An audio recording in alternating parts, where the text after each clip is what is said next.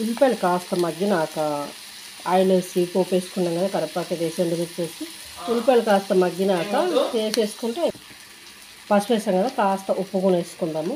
ఉప్పు వేసేసి కొద్దిగా 5 నిమిషాల్లో అయిపోతుంది ఎగ్ కర్రీ. సింపుల్గా ఏమీ లేదనుకున్నప్పుడు ఇలాంటివి చేసుకుంటే చపాతీలకైనా వైట్ రైస్లకైనా బాగుంటుంది. ఉల్లిపాయలు ఇట్లా ఈ విధంగా మగ్గిన తర్వాత ఇప్పుడు ఎగ్స్ కొట్టేసుకుందాము.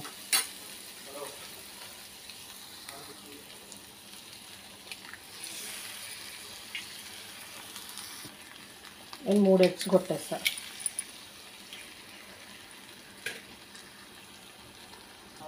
ఎగ్స్ కొట్టాక ఒక నిమిషం ఉంచేసి ఇలా కదిపేసుకున్నాం అనుకోండి, చక్కగా అన్ని ఉల్లిపాయలు ఎల్లో కలర్ అన్నీ కలిసిపోతాయి కదా.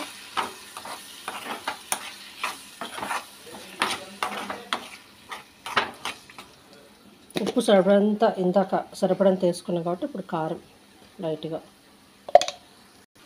కొంచెం ధనియాల పొడి ఎక్కువ అక్కర్లేదు, కొంచెమే, కూర కొద్దిగానే కాబట్టి కొంచెం వేసుకుని సరిపోతుంది.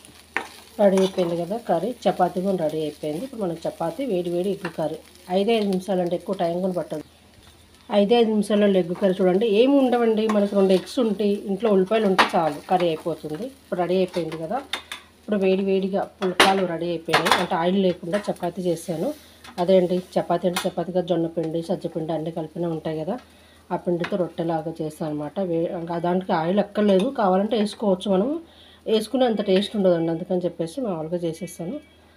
ప్లీజ్ అబ్బా నచ్చితే లైక్ చేయండి, షేర్ చేయండి, కామెంట్ చేయండి. మీరు ఈ విధంగా ట్రై చేయండి. 5 నిమిషాలలో కర్రీ అయిపోతుంది. ఎగ్స్ ఉల్లిపాయలు అంటే అందరికీ తెలుసులే, కామన్లే, కానీ మనం సపరేట్గా చెప్పాల్సిన అక్కర్లేదు. కాకపోతే తెలియని వాళ్ళు ఉంటారు కదా అని చెప్తున్నా.